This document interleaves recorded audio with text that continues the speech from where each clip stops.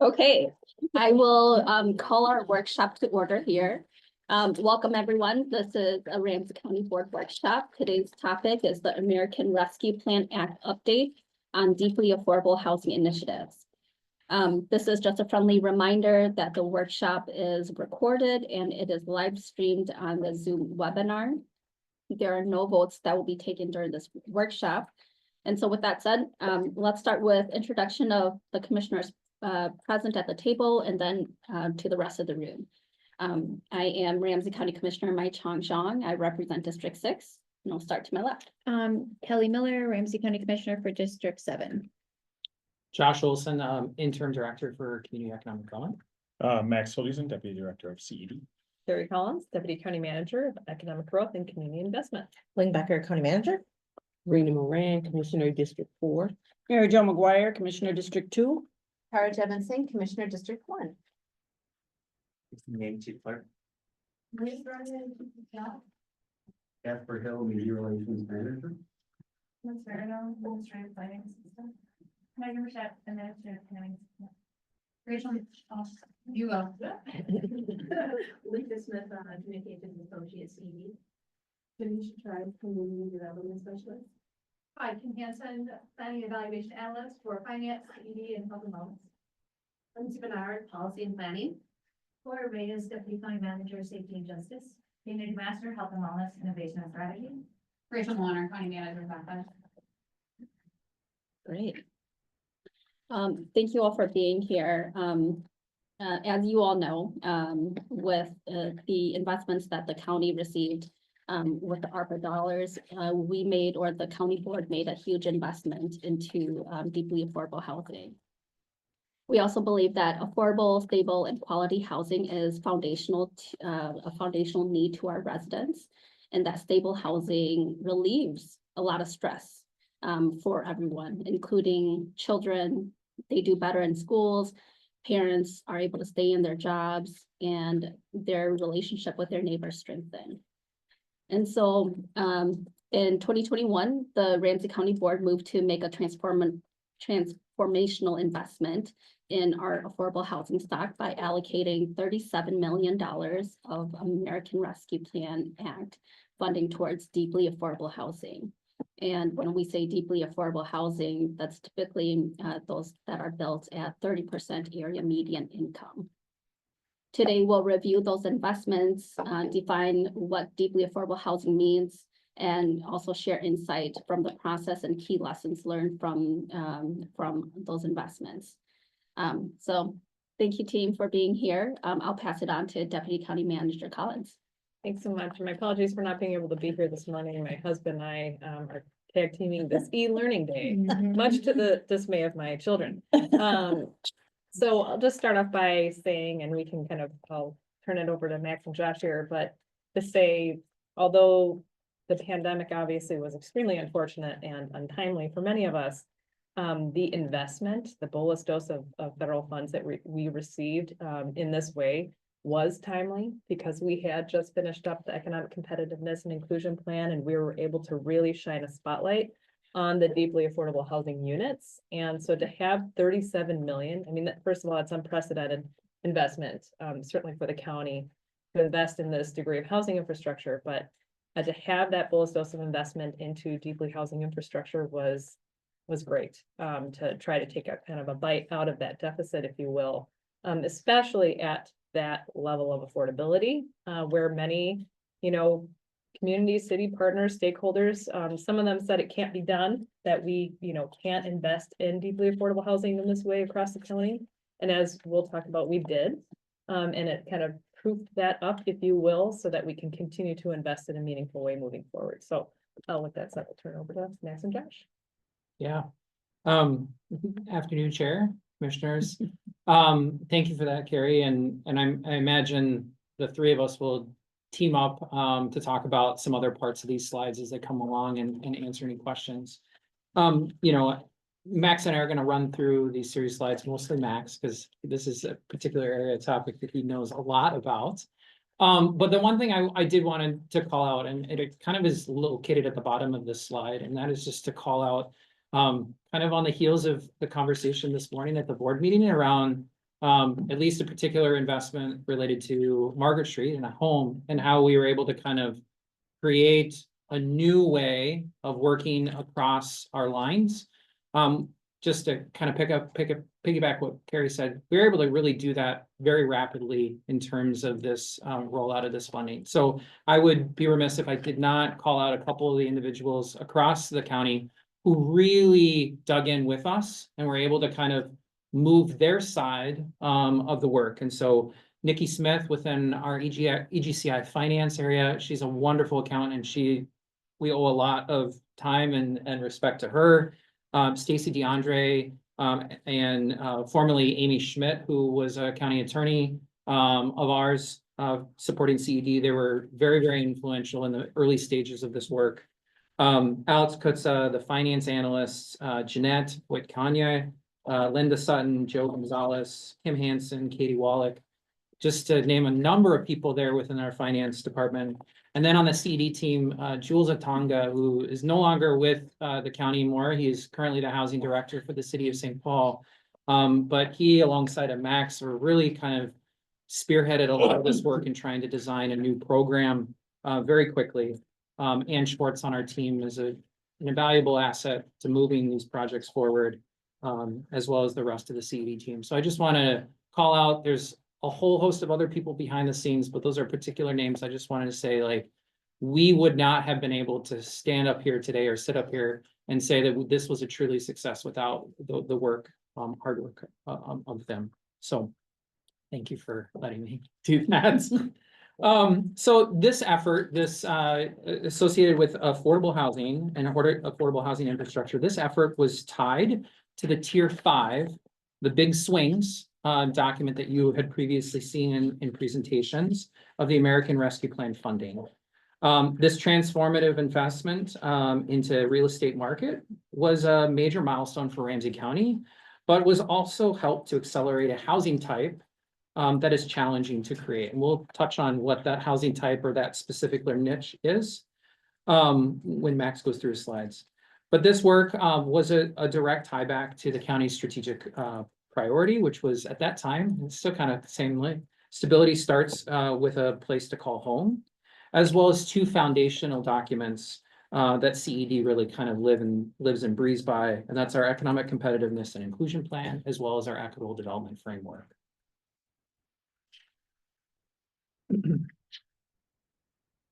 So the economic competitiveness inclusion plan, or the ECI plan, uplifted a really challenging area within the affordable housing space. As Carrie mentioned, this deeply affordable area, deeply affordable units, but also showed the widening deficit of these units within Ramsey County. And as noted here, our ECI plan called out a deficit of 15,000 units of that deeply affordable housing that was missing and was needed in Ramsey County alone. So the county board took action and allocated 37 million of its ARPA dollars towards this affordable housing infrastructure project. This effort, I will say, has definitely found new and enhanced collaborations that I know Max will touch on in parts and pieces, and we'll kind of wrap it up to at the end. But one of those collaborations I want to call out is with the city of St. Paul.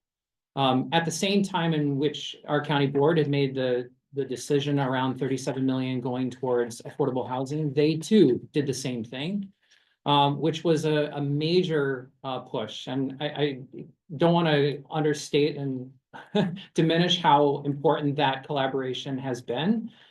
Certainly we have our approaches, and we designed our solicitations around our set of rules and expectations, but we were able to pull these alongside of them, ensuring that projects don't just get funded, but truly get fully funded, and definitely starting to embed what has been a gap and a mismatch within our affordable housing arena, which is how do we fund 30% units?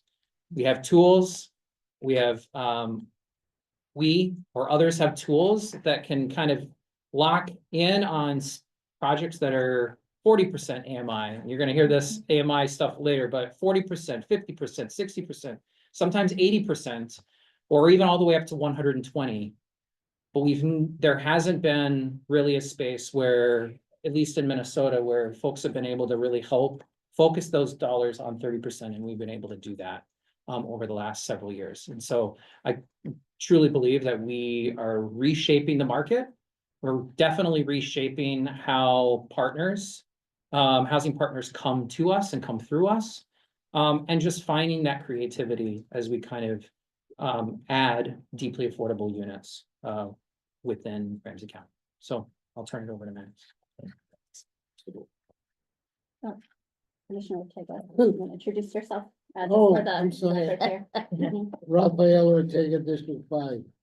Did you have a question? Yes, Okay. why has it been more difficult with 30% AMI? You want Yeah, I think the lack of 30% AMI on first I'll start on the real estate finance side of things, and then there might be other barriers to this as well on maybe it's land use or public opinion or money, but let's start on the real estate finance piece of side. The lower the rental income and the less likely they are to be able to use rental income to pay back their mortgages. So the amount of subsidy needed to pay your mortgage payment, whether that's an apartment building or a single family home, is greatly reduced with 30% AMI rental incomes. And so that's one piece. Another piece is that the majority of existing affordable housing funding targets a different AMI level. So there was never the incentive to target a lower AMI level because, for example, low-income housing tax credits are really for that 58% AMI or 60% AMI. So there, one was not the tool, and two, the economics of that often did not work out. Okay. Can I add some additional context to that? Just also with the TIF tool being predominantly the dependent tool that cities use to support deeply affordable projects. Statutorily, they can do 40% of the units at 60% AMI or below, or they can do 20% at 50% AMI or below. So they tend to stay within those confines versus, you know, in order to subsidize it lower every year, year after year, that takes more increment and they're more reluctant to do that. So they just kind of stay cities who use TIF tools predominantly. So you tend to see if there is an affordable housing project, they typically are trying to max out that affordability. Otherwise it costs more out of the TIF increment, if that makes sense. Yeah, it Yeah. does. And I'm not advocating one or the other. I'm trying to figure out, you know, where they're trying to strike a balance, right? Mhm. Is what they're doing. Thank you. And before we get into our specific process and how we use these American Rescue Plan Act dollars on this topic, I wanted to touch base on where we're focusing. And so this is our housing continuum. We've seen this in many presentations. We have a lot of housing stabilities work on the top, starting with eviction prevention, the work of connecting with the unsheltered residents, as well as coordinating and operating shelters then in transitioning into supportive housing. So that's kind of the key work of housing stability. And then in community and economic development is really more housing supply focused, going from supportive housing, subsidized rental, and then into our wealth generation programs, including down payment assistance and preservation of units, of owner occupied units. So here in ARPA, in this 30%, we're really focused on that kind of supportive housing and subsidized rental area in that deeply affordable space. So it's really a bridge for many out of homelessness or out of housing instability into a permanent housing, whether that has supportive services or just is a subsidized rental. Commissioner Jefferson. When you talk about supportive services, what would that encapsulate? What would be included in a supportive services environment? Often this type of unit is called a permanent supportive housing unit, and it, the residents there are connected to a service provider. The major program is called Housing Support, formerly known as GRH. And things that are needed there, it helps with that have to be provided by that provider include basic needs like food and connecting folks to benefits, connecting folks to healthcare, as well as there are other types of supportive housing that may include mental health aspects, may include other types of services that we might find in our social services department as well. And so some units require, based off of the type of funding, maybe at the state of Minnesota, or the type of rental assistance that they're receiving, require certain types of services, and it's really a patchwork of programs. And so as we move from where on the continuum we are into the complexity of affordable housing. So these are just generic examples of buildings that on the left is just let's consider this a generic apartment building that might get built. And on the right is the funding sources that it takes to build that new construction building. So in this generic example, the developer, and in this case, we'll pretend it's a private developer, so for-profit developer. They had a private mortgage from a bank. They received low-income housing tax credits that they had to apply through either the state or a city. And then the allocator of those tax credits bundled it into a mortgage, and it becomes another mortgage on the property. There's also a deferred developer fee, so whether a developer is private or nonprofit, they get a cut because they're doing all this work of building the building. And so they're going to defer some of their developer fee and put that into construction. And then they also applied to Ramsey County funding. And we were 8% of the total funding with a total development cost of 19 million. So there's a lot of layers in this work. And it is transformational. We are able to fill that gap, but we're still one of many funders within this one building. Yes. Commissioner Ortega. Could you take a second and explain how the low income housing credit works? Yeah. So a developer, whether private or nonprofit, would apply to either a city like the city of St. Paul or the state of Minnesota and meet all of their funding criteria and hopefully score high enough where they would then be awarded low-income housing tax credits. How it works out to low-income housing tax credits is that they have a tax credit allocator or bond allocator that then goes and finds a company or bank that wants to buy those credits. The bank then bundles it into a mortgage for the developer. So it becomes a benefit for the bank because they are getting a tax cut. And it's a benefit for the developer because they get the mortgage they need to complete their building. And it is competitive, and it's otherwise known as, if you've heard LIHTC, that's what that is, low income housing tax credit. This program started in the 80s, kind of when Reagan was privatizing HUD and other federal sources. And it became kind of a for-profit market-based solution through the Treasury to build affordable housing. So when you say it's competitive, what does that mean? Each state or city that is an allocator of tax credits has a limited amount of tax credits, and all the developers have to apply and they compete with each other for the tax credits, whether that's the state of Minnesota, city of St. Paul, or city of Minneapolis, for example. So it might take a few years to be able to be awarded LIHTC funding. Any other questions? Okay, great. So that is one complex example that we are participating in. Another one, this is a nonprofit developer. Total development cost was $33 million. It's a bigger building, still a generic apartment building picture on the left.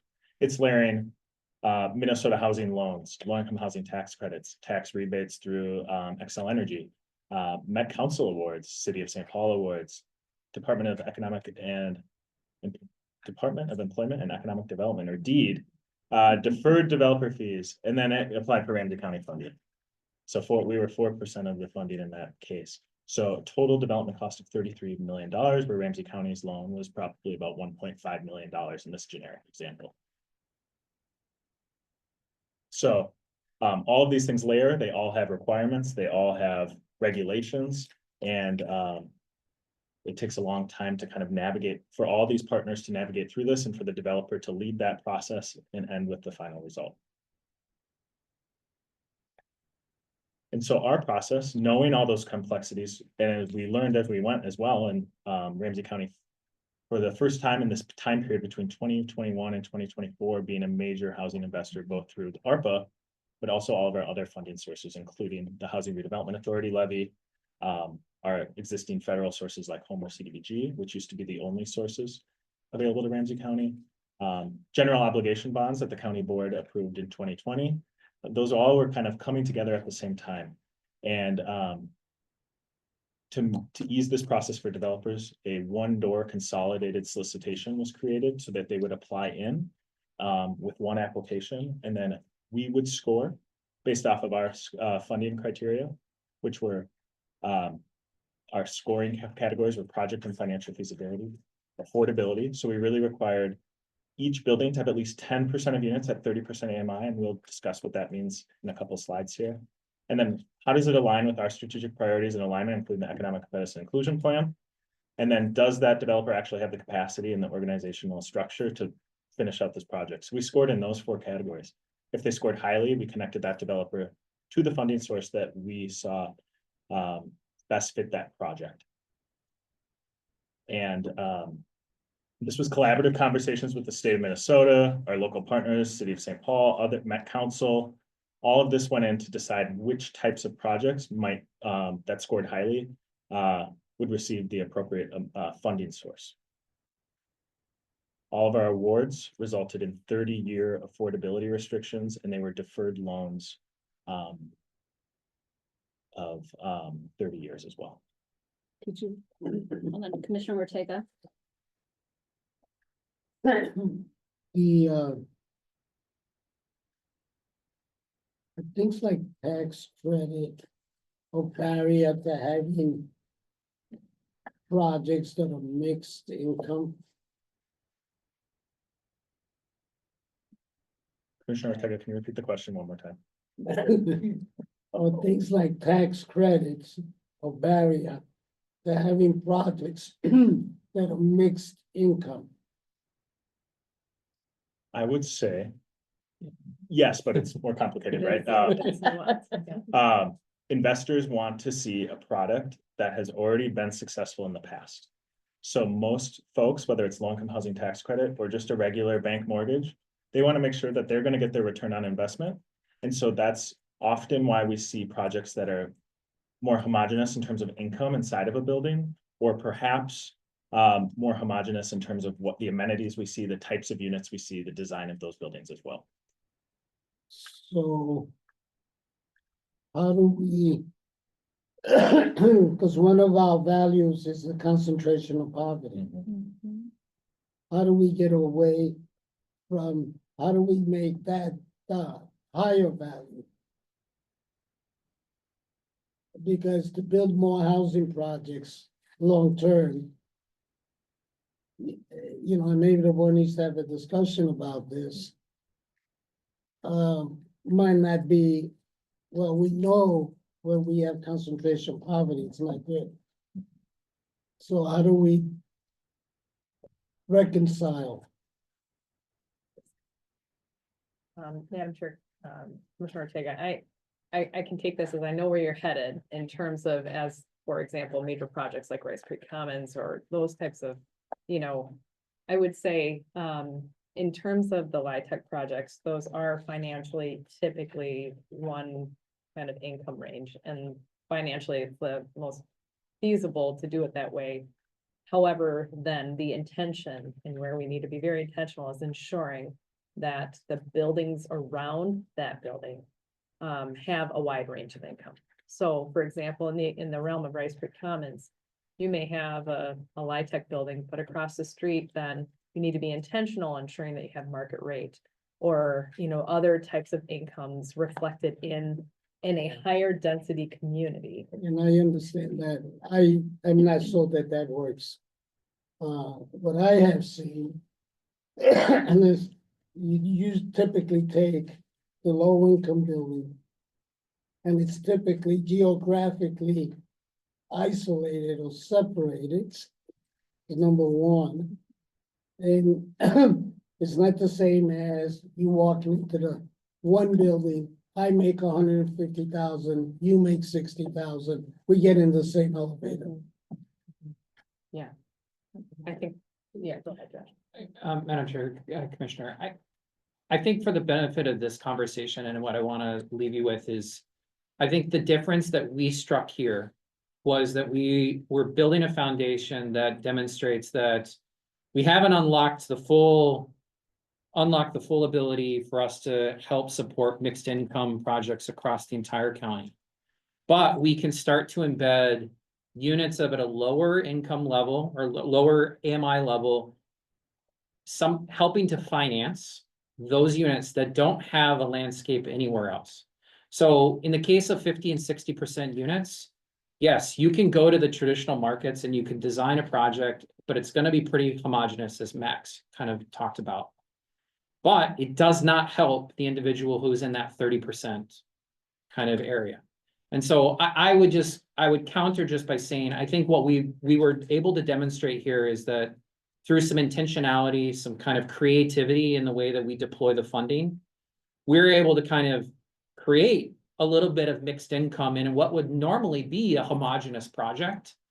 And so that I think that has some staying power. I do think that it's expensive, but I also think that it's an opportunity for us to maybe start to, not to use the word blow up, but like blow this model out a little bit to see where this could happen across all these ones. I think where we learned a lot here is that to fitting within the existing rules, within the existing like typical affordable housing financing arenas, as we kind of get into building projects that are outside, like market rate, they don't even come to the county. They may not even come to a city for financing tools because they can build it through the traditional marketplace. Is like, how do we kind of pair those? How do we kind of embed those integrate them into it?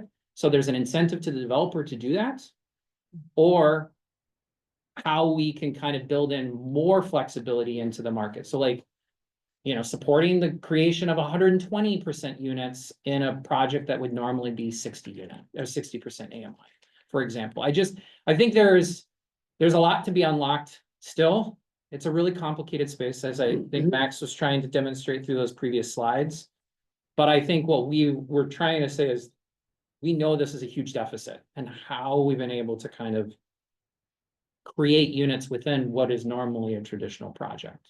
Well, and I'm not trying to be critical of what we've done so far. I've been part of that. I am though saying for a new board that they should have a discussion about this moving forward down the road. Because the bottom line is, if we continue on this path for 20 years, we are building housing projects. 20, 30 years down the road, we're gonna look at these buildings and basically potentially, I don't know if I agree with that. well, I'm just saying, it all depends. You have some good ones and you have some ones that where it doesn't work, and you have them right here in St. Paul too. I'm just saying we should have the discussion about rather than having the mixed use. And the other thing is the neighborhoods, the neighborhoods get concentrated.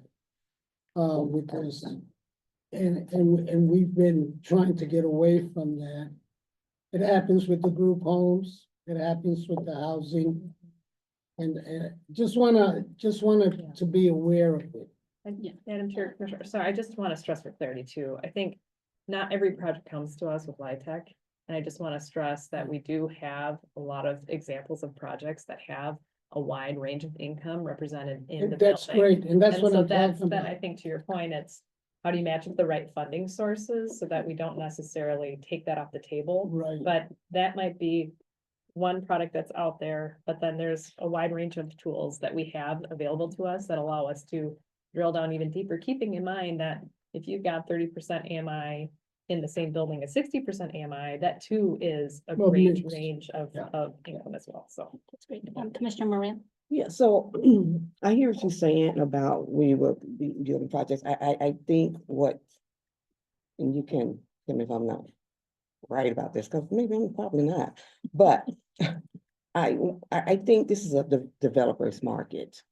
I don't think it's a low income market. It's a developer market because they get a low income housing tax credit, get tax rebates, they get the Met Council it's giving them money, the cities give them money, counties give them money, D's give them money.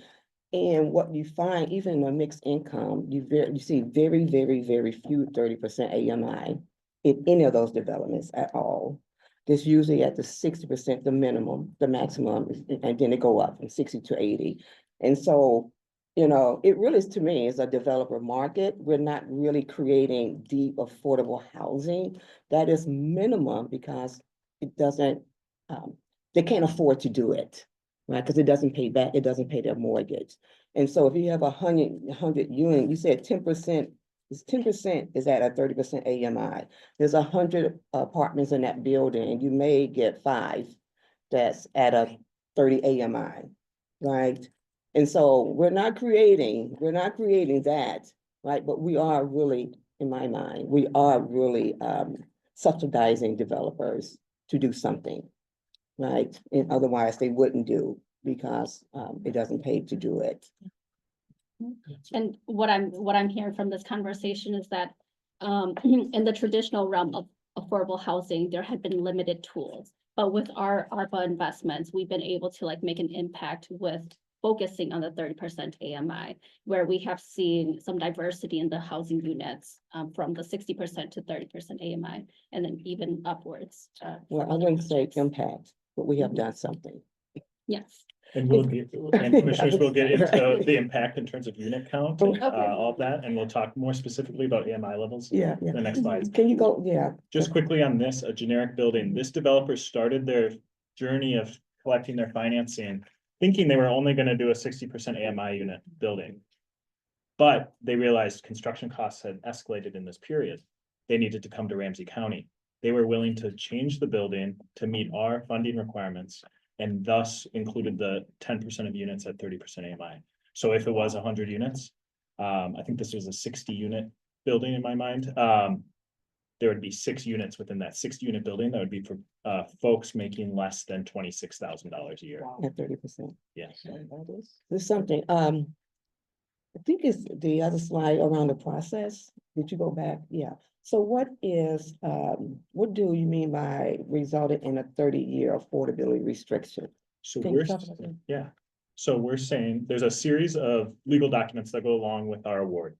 And so when they're ready to close and start construction, they sign the legal agreements of all of those different parties that were listed.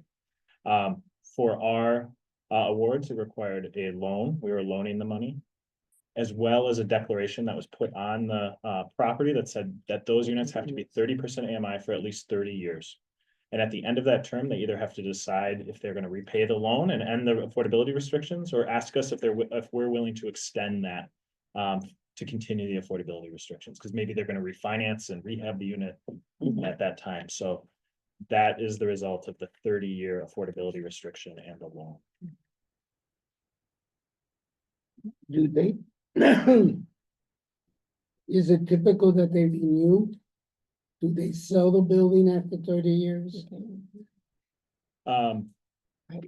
Well, I have not been through the lifestyle of many of these buildings yet, but we do see that But I mean, historically. we do see that maybe a building is selling or refinancing for a rehab prior to their 30-year term, and then they are asking for that extension. To take, Yeah. yeah, gotcha. But I've also seen buildings that had affordability restrictions on it, and they say, 30 years, I'm done, here's your money back, let's go market rate. So both occur, and I think it really depends on the state of the location of that building at the time of the 30 years, as well as the state of the economy. And Madam Chairman, Commissioners, I want to add just to what Max said, because I think the added piece that it probably won't show up in our subsequent slides, that this particular last bullet is really impactful, because if you were to showcase these other examples where Ramsey County may have not been a participant, sometimes there is those affordability restrictions, but usually, and I think it's after 10 to 12 years, developers can choose to they can create an exit strategy for themselves. And so this is kind of our opportunity to kind of apply more pressure to ensure that Ramsey County and government partners can apply that affordability for much longer, creating certainty in a neighborhood that might be going through some changes, some really fast changes, and kind of preventing what are those unintended consequences of these. And I want to call out, because there is a couple projects here locally, large projects, that a developer sold off to another developer and was able to kind of take those tax credits, wipe them away, and then go the old market rate route, which was extremely impactful, and it really, really impactful in a negative way towards communities, Right. where it uprooted families, it uprooted, and it had huge spillover effects to the school districts and so on and so forth. And so, that's just a particular example I just want to call out, like where we, in addition to what the money does, I think the legal mechanisms that we've applied here is able to kind of shore up in a space that maybe has some flexibility over that 30-year time frame. So. And so with all of that complex conversation, what does this process look like for us? So, developers, it's their idea. They have the idea of the land. They might own the land. They might, or have already had some financing. They develop an application into our housing development solicitation. And then through that scoring process, that ranking process internally in our conversations with our other partners like the state of Minnesota, we then attach funding words. So in this 2021 to 2024 period, there was all these different funding sources. They all have different rules and regulations, and we had to think about which high scoring in one of those developer applications had to connect to one of these funding sources and how much. And we received many more applications than we had funding sources for. So the establishment of this one door process was really key in making sure that we did this in a fair, competitive way that aligned with our values as a county. So let's go back to area median income. So we talk about it a lot and it changes annually. And so we wanted to talk about what it means from a household size. So how much money is someone making? What is the AMI? And then we'll go over to what are the rents, what rents are associated with those AMI levels. So right now, HUD calculates the area median income across an 11 county area for one person to be $86,950. So that's like, I would say that might be equivalent to like one Ramsey County employee who's a planning specialist too, would be at the area median income. And then 80% of that is 68,000, 60% is 52,000, 50% is 43,000, and 30% is 26,000. So that's for one single person. So when we talk about these different AMI levels, so an 80% person at 80% AMI, 68,000, that might be someone who just graduated from grad school and is now a commissioner's aide, a planning specialist one, a health educator, kind of falls into that area. And we can picture our colleagues and our friends in these different AMI levels as well. The AMIs, as the household size grows, obviously increase. It's not proportional because now as the household size increases, there might be children, might be other non-income earners as well. Do you have any, Yeah, go do ahead. you have any idea at what would be the rent? There we At go. that level? Yeah. Oh, is it coming? Right on I cue, anticipate right on that. cue. So HUD calculates rents at 30%, that individual could use 30% of their income to pay rent. So if you're at $26,000 at 30% AMI and you're a household of one, they picture that you should be able to pay 30% of your income on rent. That is fairly arbitrary in terms of the guideline. In some areas, you might want to, maybe you live in Manhattan and you're willing to pay way more than 30% because of that location. Maybe you live in rural Minnesota and you're going to pay less than 30% of your income on that as well. So it's fairly arbitrary, but it's a guideline used across the country here. So a one bedroom rent at 30% AMI is $699 in 2024 AMI guidance. At 80% AMI, a one bedroom is $1,864, which is in Ramsey County, basically market rate or above market rate for a one bedroom. So this is the AMI table. And so when we're focused on those 30% AMI, we know that affordable housing traditionally is focused on these rents, 60% AMI and 50% AMI. With our ARPA investment, we focused on the 30% AMI level. And just to touch on the point about poverty and the concentration of poverty, those 15,000 units that were detailed in our economic and competitiveness inclusion plan, a lot of those, that's mostly existing residents who are cost burdened by their existing rent and thus need something with lower rent, in addition to having their incomes rise. So that's kind of that work of the Economic Growth and Community Investment Service team, with incomes rising through workforce solutions and entrepreneurial programs and educational assistance to the libraries, as well as the supply and making sure that we have affordable rents as well. Are we even? Yeah. So how, I mean, the developers, are they really investing in 3 to 4 bedrooms? Right, a lot of this is like efficiencies and 1 or 2 bedrooms, maybe 1 or 2, 3 bedrooms, but you know, for large families, the developers are not really investing in larger bedrooms.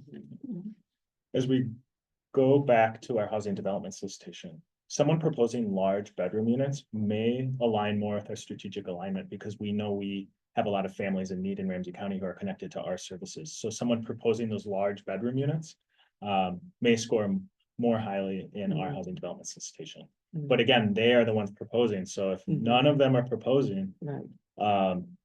that type of unit, then we would not have any choice to fund those types of things. But we did see folks do 4-bedroom units Really? and 3-bedroom units. Yes, we have new 4-bedroom units that just started construction last month that are at 30% AMI on St. Paul's East Side. Good job.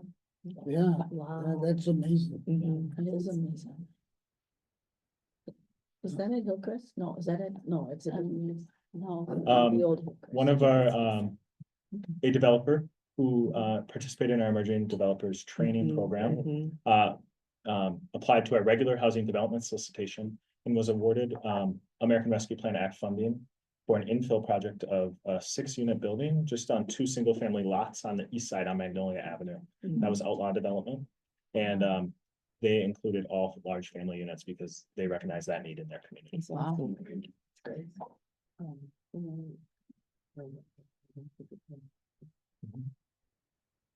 So going back to AMI level, quickly here, when we hear a lot about workforce housing or and we can go through some other types of affordable housing that you may hear other things, other words for. Workforce housing is really at 60% AMI or sometimes at 80% AMI. That would be considered workforce housing. And again, so it's 60% AMI 1 bedroom at about $1,400 a month. 60% 1 person is someone making about $52,700 a year. So that would be the workforce. That person has a solid job to make that 52,000, but they still need assistance. That type of unit may not be created in the market, and so affordable housing tools are used to do that. And I just want to lift up about even at 60% AMI, I know that so many people in my community would not be able to even afford the efficiency.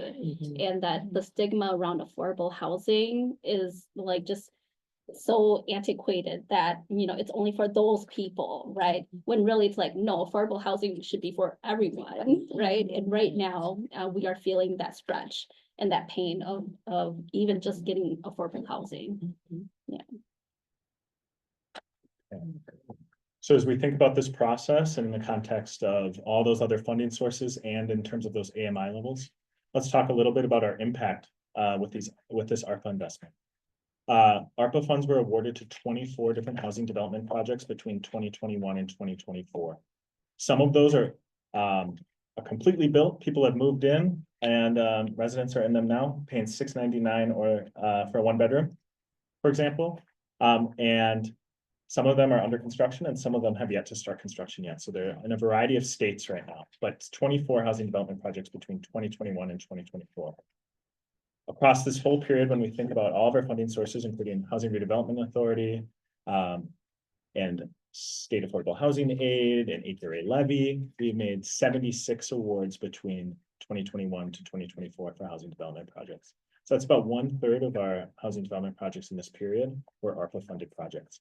Some projects do have ARPA and something else, maybe ARPA and home funds, and are layered, and we added to that complex affordable housing funding picture. But yes, 76 awards across the whole period. ARPA awards resulted in 876 units 811 of those were new construction units. 65 of those units were existing units that we were able to invest in so that they could lower the rents and provide some rehab to those units. Overall, the ARPA awards resulted in 414 affordable units affordable to at 30% AMI. And so in this period, we compared this period to the period before the pandemic through an initiative in the Biden administration called House America. And we found that only 12 units were built at 30% AMI prior to the infusion of federal funds in this period. So there just was not the resources that could connect to these types of projects to fund these deeply affordable units. Yeah, Commissioner Jefferson. I see that 155 of these units were connected to supportive services. I'm just wondering what kind of services you were able to get connected to these units. Yeah, the majority of these units that have supportive services were connected to housing support. Ramsey County, through its Housing Stability Department, oversees about 75 different providers with about 20 main providers who provide housing support services that are that service provider who comes on site, provides those basic needs, helps them connect to food, cash assistance, medical assistance, things like that. And perhaps, depending on the scale or level of services needed, mental health services as well. Most of those supportive service units are not required to have supportive services on site, like the office is there. But instead the service provider visits the unit and they're reserved for a resident who meets the eligibility of those units. So this is units integrated in a larger community rather than a group home or specific home that's for a particular population or something. In most cases, we do have some examples, and I will show an example that is 100% supportive unit, supportive services. You can see those differences as well. I would say almost all supportive service units must go through coordinated entry. And so that is something we hear about through Heading Home Ramsey and the continuing repair as well. Any other questions? Yeah, Commissioner Murray? I will say 414 units at 30% is making a little dent there. So For 30 it's just- years. Yeah, I just want to say that, go back and say that. Mhm. That is- Mhm. So now we can, after we've kind of explained the process, let's move to some specific examples. So here is a building called Ashland Apartments. The developer was RS Eden, which is one of our service providers, both for housing support and for folks living in correctional facilities in Ramsey County. This was a vacant former halfway house in the Cathedral Hill neighborhood. It's obviously a historic property in a historic neighborhood. It transformed the vacant building into 17 units of supportive housing in this neighborhood. Our funding award was $1.9 million. The other funding, we were about half of that. The city of St. Paul funded the rest. So that's a very simple funding structure. County, city, 17 units. Complete gut rehab of this. This was not just minor rehab. This was an entire piece. Yes. And that's one model, right? So that was one model of supportive services. This building is full and people are living into it. And in this neighborhood, we have homes that go for well over $1 million as well. I know, Commissioner McGuire. there's so many questions I could ask, just great work. Did you get any pushback from the community on this at all? I mean, there's no, I mean, the developer proposed this and, I mean, I'm hopeful that the community embrace this is for formerly homeless and those leaving corrections, and it's next to $1 million homes. So I'm hopeful that they embraced it. One piece of the county role Yeah. versus the city role, the city really navigates all of the developer with the city, really navigates the land use, the conditional uses of that space. So the developer had this idea, owned this property, had to navigate that all with the city of St. Wow, Paul, okay. go through permitting zone, Wow. make sure that it was all set before it was awarded funds. And we do see neighborhood opposition Yeah. pop up in those city processes and in other buildings as well. I know Roosevelt opposed an Eden project, and I think they got it still through, so I'm glad about that. Another example, This is Leica Apartments by Reuter Walton. This is on formerly city-owned land in Little Canada, just south of Vadnais Lake, so north of 694, kind of by Rice Street and Vadnais Lake. It's a new 60-unit building. It had 6 units at 30% AMI. And those 6 units were not supportive. Those are just income restricted, rental restricted units. So someone who's making $26,000 or less. It was on city-owned land, like I said, and they were able to purchase that land at a discounted price from the city of Little Canada and develop these deeply affordable housing.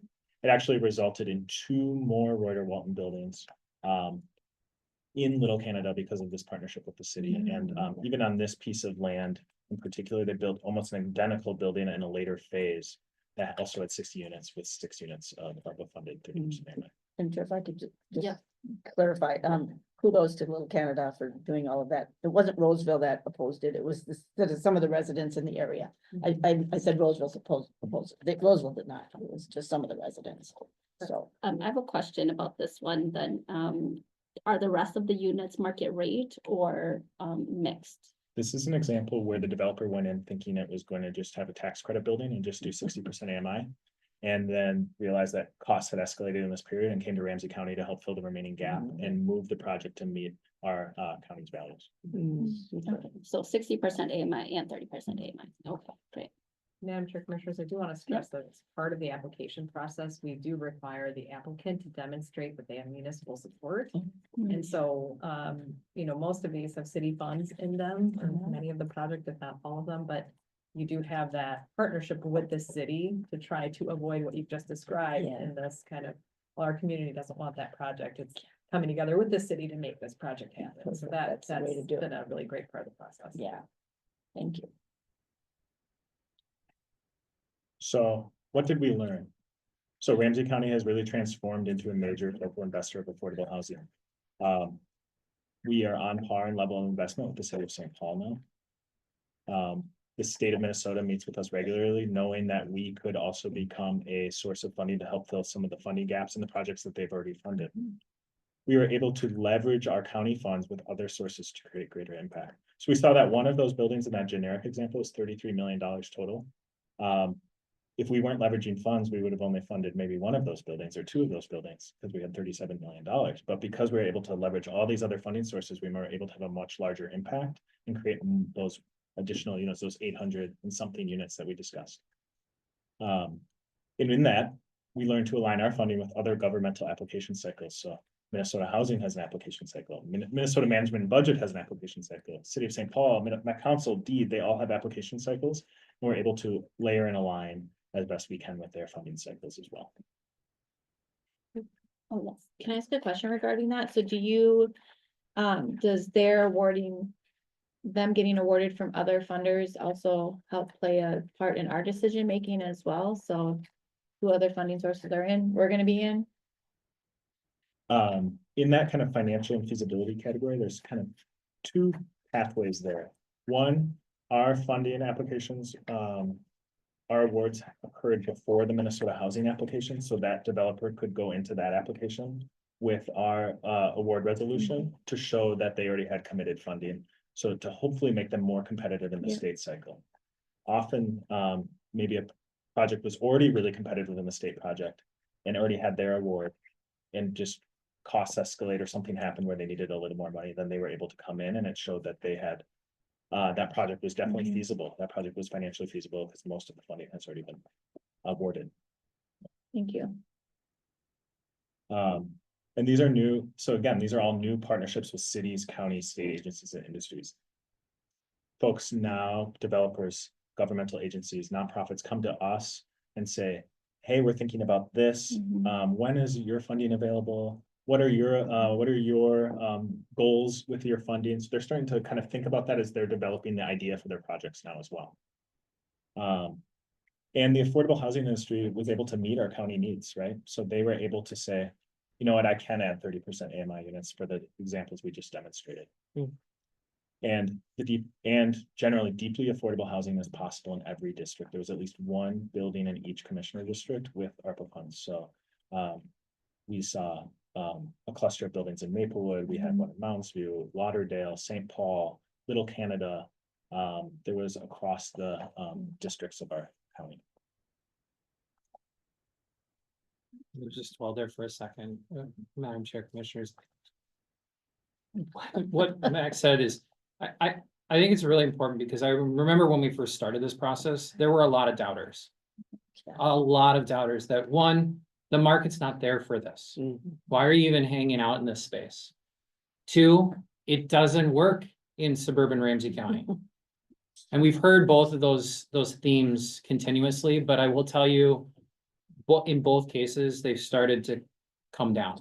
That voice is not very loud anymore, or at least not as loud as it once was. That we have demonstrated, propelling developers and a marketplace that they're starting to like picture us in their scope from the beginning. I think that is really impactful. And as we kind of think about how this kind of changes moving forward, I did want to mention that because I think that is really important, because I do remember Carrie and I particularly sitting in meetings with our city partners and kind of getting either blank stares or a little bit of that occasional eye roll. Of like, I don't think you're gonna do this. I don't think you can do this.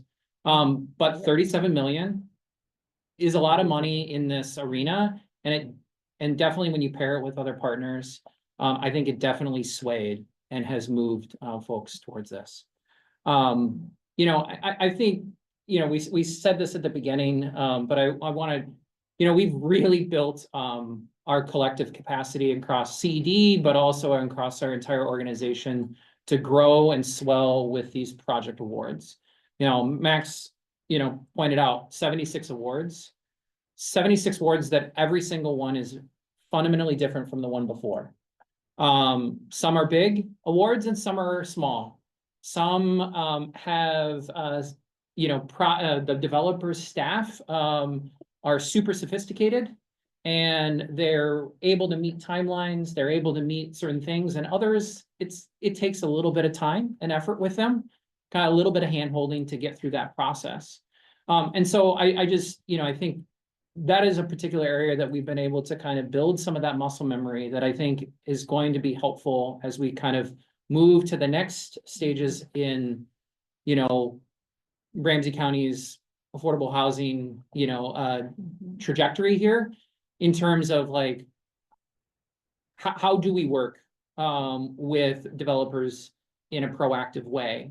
How do we feed a pipeline? Because I think I didn't mention that one, but one of the things that really drove a lot of these projects coming to a point of closure, and while Max is saying that we haven't quite seen all the projects like open, they've all closed in our minds. The money is kind of, and the agreements are closed, and they're going to start process at some point very, very soon.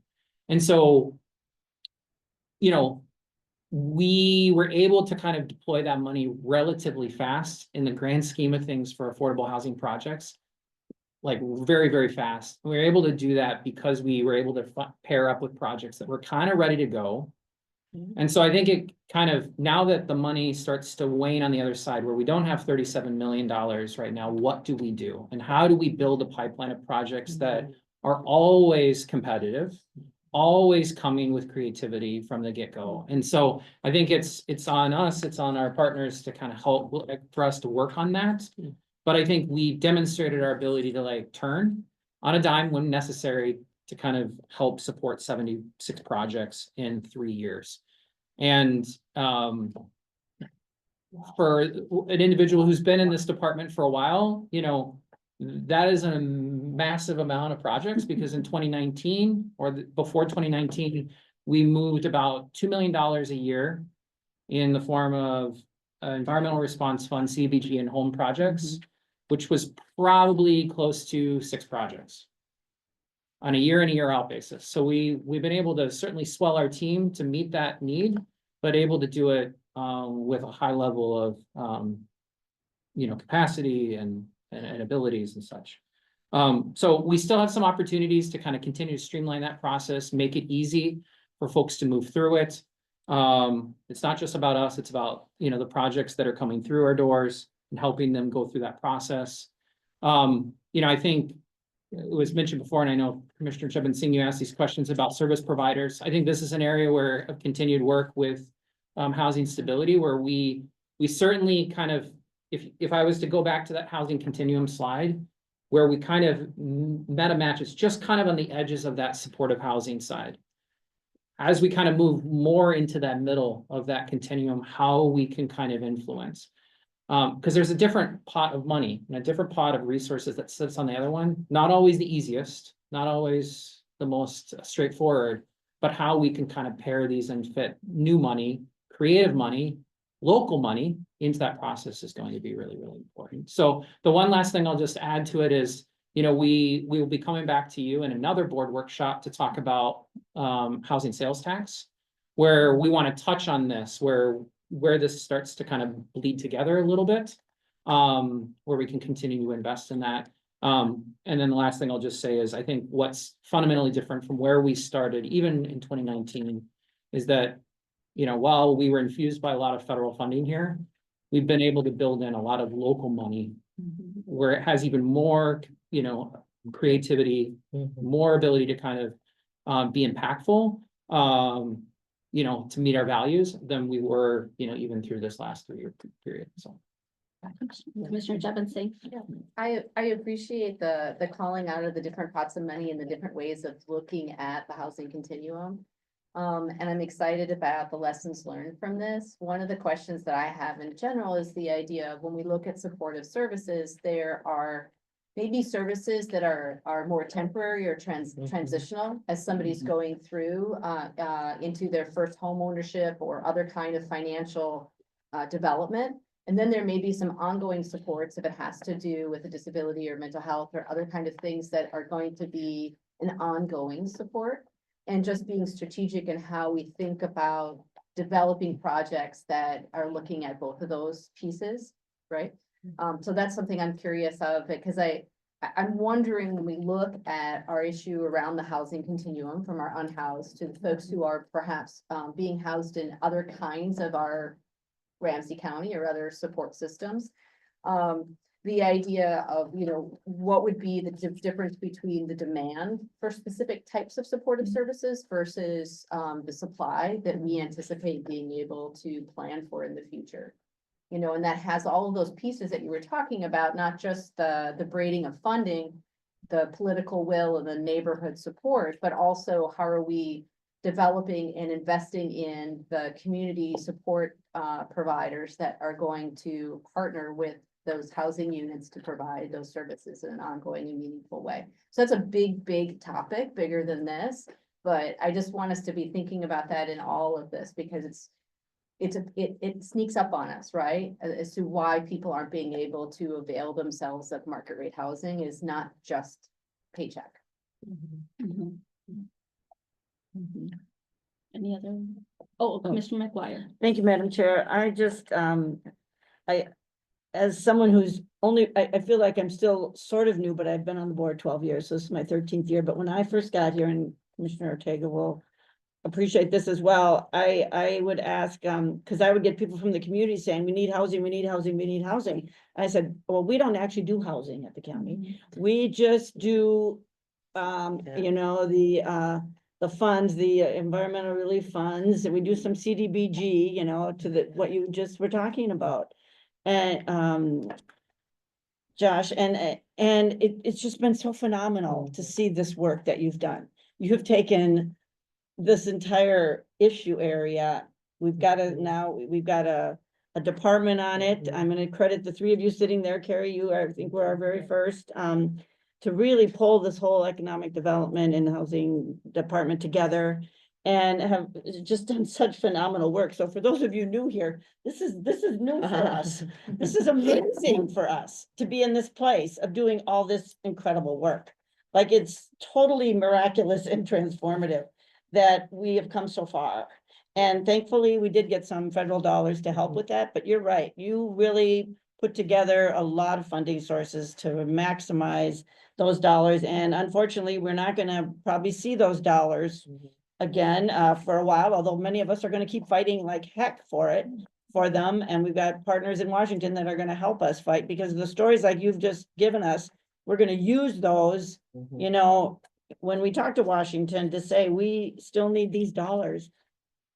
But you've just done so much with what was given and really maximized on that opportunity to a level I can't even, I can't even imagine you could do. So thank you for all your great work and working with our cities that have not always come along willingly.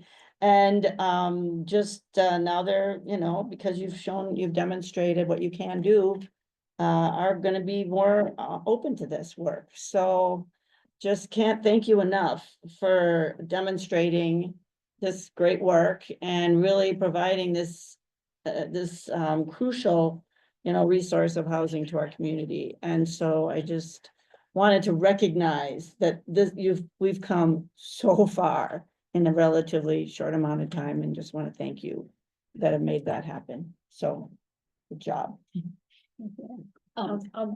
You go first. Okay, I just want to stress, you said maximizing opportunities, and I was like, this wouldn't be here if it weren't for Max. Max. Yeah. And we.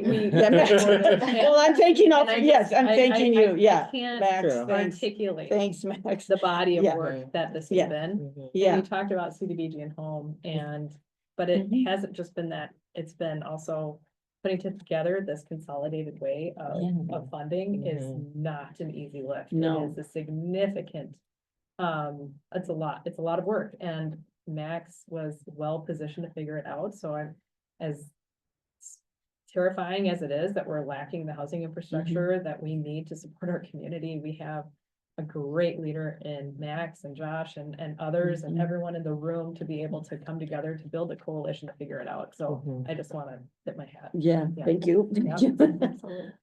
County manager. Yeah, so Madam Chair, Commissioners, I just kind of want to wrap up this 2-day session we've had, and with some final words, but I think when we were, you know, in the kind of when the pandemic happened, there was a lot of conversations about, let's try to rebuild. And I think truly we've been a county that's been able to reimagine and revision. And I think some of it, you know, there's a little bit of, I know Commissioner John today said something about fate. There's sometimes just like timing, but there's also a lot of intentionality. There was the county's vision, mission, and goals. There was our strategic priorities. Sometimes there's just fate and luck. Some of the right people were here at the right time. You guys decided to invest in, you know, a revamped CED area right at the moment, but you see over the 4 days or the 4 workshops, you know, the county did a lot of work. And all the tiers were needed. It was a lot of work personally for a lot of staff. You saw in Dr. Lattimore, the personal story of an hour and a half of the journey that he personally led versus, you know, all the people that have come before you. I think we're definitely better internally than we were before, though a little bit tired and weary. I think we pushed ourselves in a lot of muscles and trying to do some transformative things.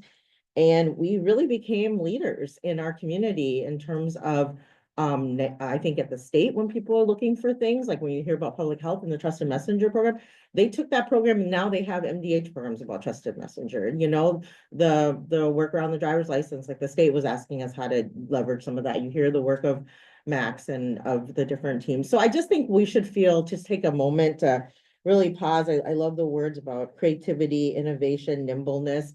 And while some of the money is changing, obviously, and we have new challenges, I think we have a staff and an organization that can really rise up to the challenge to keep reimagining for our community. And we really did change the narrative. I think it's the pandemic hit our community particularly hard, but we came back with a lot of big swings. And so I think we can be really proud of that. So, yeah.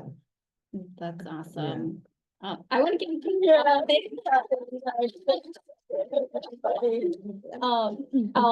Thank you so much for putting this together. And I know that you also have like a report that you can also share around with all of us too about the CD's annual report too, right?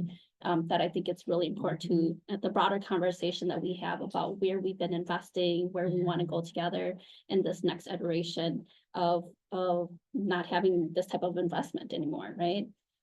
But just deeply appreciative to our staff for, you know, building this up, really, like, Mhm. I don't know, I can't do my math correctly right now, Mhm. but like, well over like probably 600 times, right? Like, that, from 2 million to what? 60 million, right, or so that you had to push out, Yeah. that's tremendous.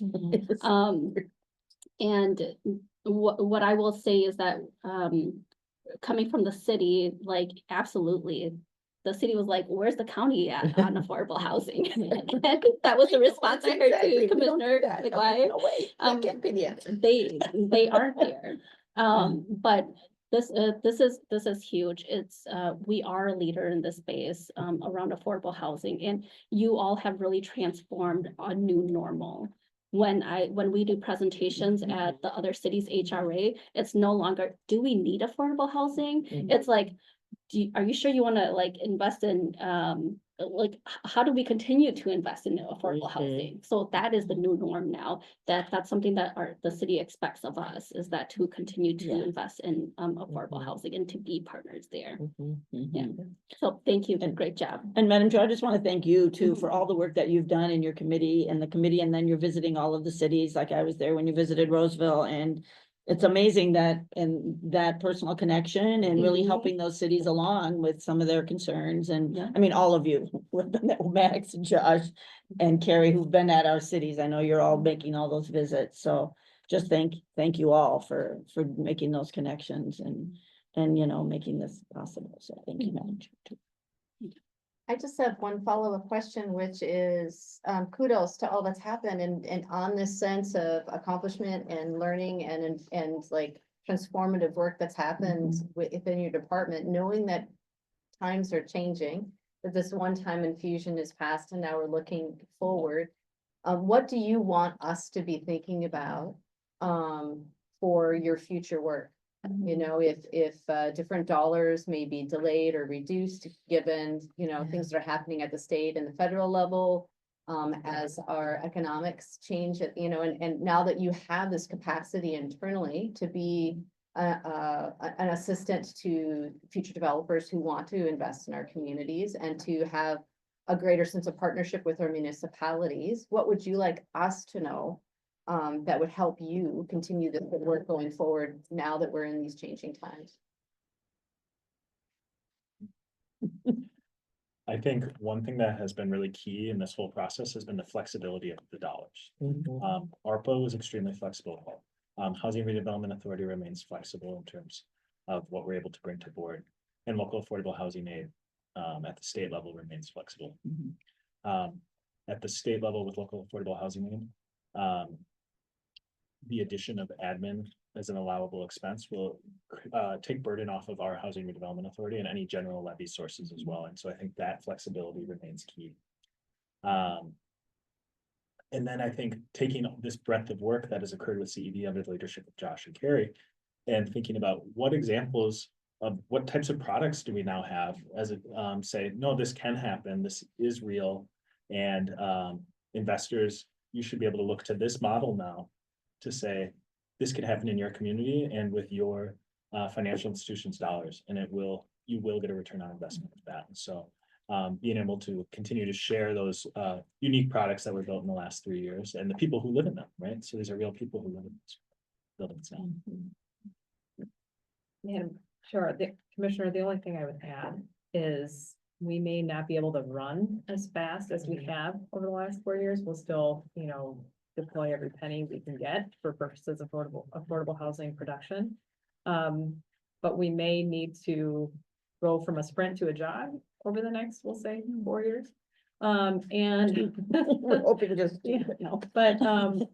but that's not to say that we don't welcome other types of housing too, and I think that is a tough space oftentimes for public bodies to say, like, you know, no, we need to, you know, ensure every corner and we need all types of housing along every corner of the county, and so, you know, maybe we walk a little bit slower in terms of our investment, however, other types of housing can emerge. And then we'll be raring to go, you know, should the winds change, if you will, and more funding swings our way for this critical housing infrastructure.